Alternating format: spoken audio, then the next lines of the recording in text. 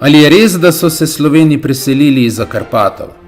Kaj pa, če so bile naše prave pradomovine Panonija, Norik in Ilirik? Zgodovinar Jakov Bačič je postavil drzno tezo. Sloveni niso prišli iz severo-vzhoda, ampak so bili od nekdaj doma v osrčju Evrope. Njegove ugotovitve prinašajo novo perspektivo na zgodovino slovenskega naroda, eno, ki se skriva pred javnostjo že desetletja. Raziskujemo srednjeveške kronike, skrivnostne zgodovinske zapise in izgubljeno resnico o naših prednikih.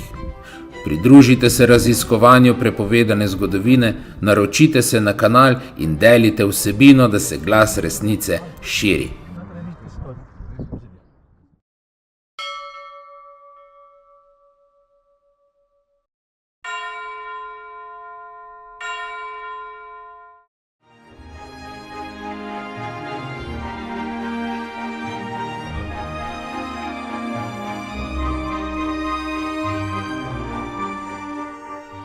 Zgodovinar hrvaškega porekla Jakov Bačič je leta 1983 doktoriral iz filozofije na priznani ameriški univerzi Columbia University, njegov mentor pa je bil Slovenec, profesor Rado L. Lenček. Naslov doktorske dizertacije je The Emergence of the Sklabenoi, Slavs, Their Arrival on the Balkan Peninsula and the Role of the Avars in these events. Revised Concepts in a New Perspective. Dognan v zvezi z njegovim doktoratom pri slovenskih zgodovinarjih ni moč zaslediti, čeprav je od tega minilo že več kot 40 let. Njegova razlaga z zgodnje slovenske zgodovine je bistveno drugačna od tistih, ki nam jih prodajajo v šolah.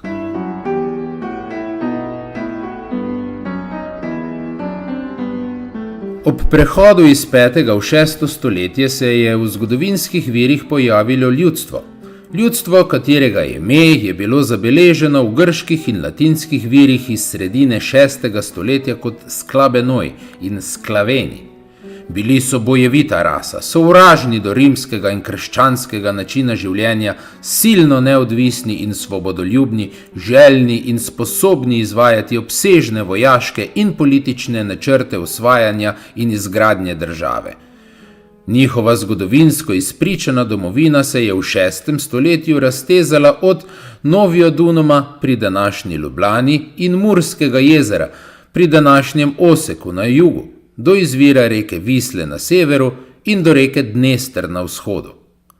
Sredi 6. stoletja se je z izrazom Slovenija, v virih Sklabenija, označevalo konkretno območje oziroma državo naseljeno Sloveniji.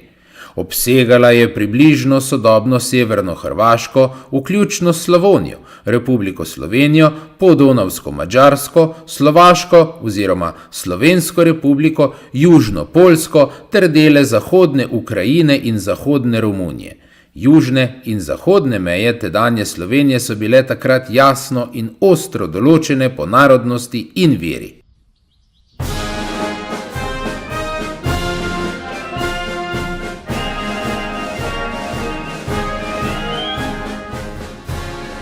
Zgodnji pisni viri nam omogočajo začrtati širjenje Slovenov in Slovenije proti jugu in zahodu. Do začetka vladavine cesarja Heraklija, leta 610 do 641 je vladal, so slovenske vojske vzhodnim Rimljanom odvzele večino prefekture Ilirik in dele škofije Trakije, predtem pa so utrdile svoj nadzor nad Panonijo, Norikom in Dalmacijo, oziroma vso škofijo Ilirik, razen Retije. Še sredi 10. stoletja je Konstantin Porfirogenet vedel za to širjenje Slovenije proti jugu, ko je kot Veliko Hrvaško, Veliko Moravsko in Belo Srbijo pravilno označil ozemlje stare Slovenije, Slavia proprie dicta, iz katere so se širili staroplaninski Sloveni.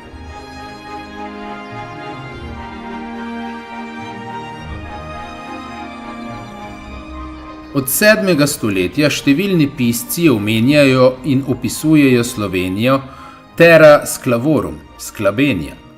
Ta dežela se je raztezala od okolice Carigrada, danes Istanbula, Soluna, Aten, Korinta, Patrasa, Drača in Ogleja, vzdolž reke Soče do reke Aniže, proti severu do rek Zale in Labe, ter končno do severnega in Veneckega ali Baltskega morja. Severne in vzhodne meje Slovenov so ostale nejasne, dokler jih ni opisala ruska primarna kronika, povest vremenih let in opredelila Kijevska Rusija. Vse naše znanje o preseljevanju Slovenov kot ljudstva izhaja iz meniha Nestorja in drugih severno-srednjeveških slovenskih piscev. Vsi ti viri govorijo o ljudskem preseljevanju ali vandranju slovenskih plemen od juga proti severu iz starodavne Slovenije, Slavija Antika, v Podonavju do sodobne Poljske in Rusije. To se je moralo zgoditi na začetku našega štetja, ko so Avgustove vojske drle in osvojile in zasužnjile domorodna ljudstva v Donavskem bazenu, kar je povzročilo selitev prebivalstva proti severu. Ni nobenih pisnih dokazov, na podlagi katerih bi si lahko predstavljali selitev slovenskih plemen v obratni smeri, iz severovzhoda na jugozahod, iz Venedije in Antije v starodavno Slovenijo. Domnevna selitev slovenskih plemen izza Karpatov v Podonavje in od tam na staroplaninski polotok nima podlage v virih in je ni mogoče potrditi ne jezikoslovno, ne arheološko.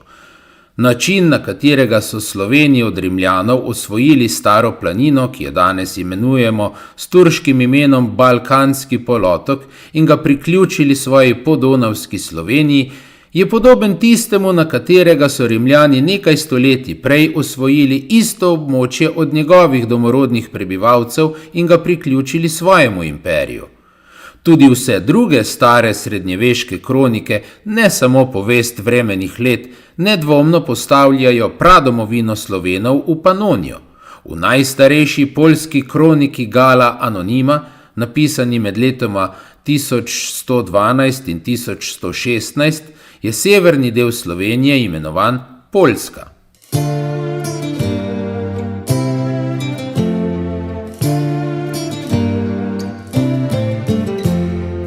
Vincent Kadlubek, krakovski nadškof in avtor poljske zgodovine Historia Apolonika, nastala okrog leta 1200, je v njej jasno opredelil najstarejše slovenske naselbine v Panoniji in v poznejši Bolgariji v obdobju pred našim štetjem. Opisoval je ljudska izročila v navalu Vlahov in o bitkah domorodnih Slovenov s prišleki. Nazadnje so se Sloveni in Vlahi med seboj pomirili in si razdelili številne evropske dežele. Vlahi so dobili celotno Grčijo, Sloveni pa obširen prostor od Bolgarije do Korotana ter severne dežele od Danske do Rusije. Vso to ozemlje je Kadlubek prikazal kot ogromno državo, veliko kot rimsko cesarstvo. V uspešnih vojnah z Rimljani so gospodarji slovenske države zavzemali rimska mesta ter tudi porazili Aleksandra Makedonskega, Julija Cezarja in druge rimljanske vojskovodje.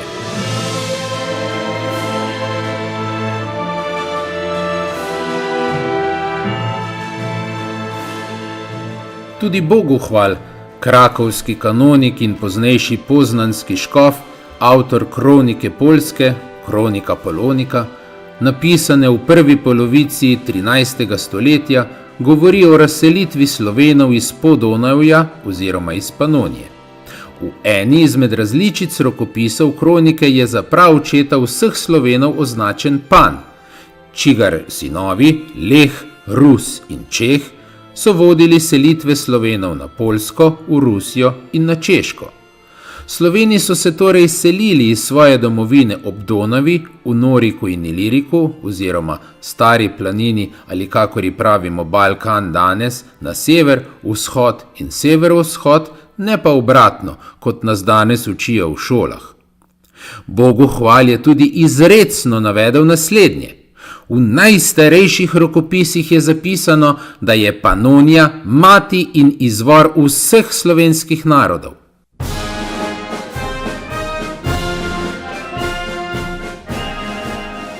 Enaka trditev je zapisana tudi v Veliki kroniki oziroma v Kroniki Magni s polnim naslovom Dolga kronika ali Kronika Velikopolske ali Lehitske iz 14. stoletja. Pa tudi v letopisih ali kronikah slavnega kraljestva Poljske Annales Seukroniki in Kliti Regni Polonije, ki jih je napisal Jan Dlugoš pred letom 1480. Leta 538 so v naše kraje, prav v Panonijo, prišli Obri ali Avari. Pod svojim Kaganom Bajanom so poskušali pobrati davek od Slovenov, ki jim je tedaj vladal kralj Dobreta, Laurentius. Prej omenjeni zgodovinar Jakov Bačič je dokazal, da je bilo Dobretovo kraljestvo Slovenija zahodno od Puste med Tiso in Donavo. Po njegovih raziskavah je bila ob Blatnjem jezeru oziroma izlivu reke Zale v Malo Blatensko jezero, kjer je pozneje bilo tudi središče države vojvodov Pribine in Koclja. Slovenski kralj ali veliki knez Dobreta je obrskim odposlancem, ki so od njega zahtevali plačilo davka, odvrnil: "Kdo je torej ta izmed ljudi, ki se greje na sončevi svetlobi, ki bo pokoril našo moč? Navajeni smo namreč, da vladamo tujcem in ne drugi nam. V to smo prepričani, dokler bo vojn in mečev." Še danes smo Sloveni doma tudi v Panoniji, medtem ko Obrov že več kot 1000 let ni.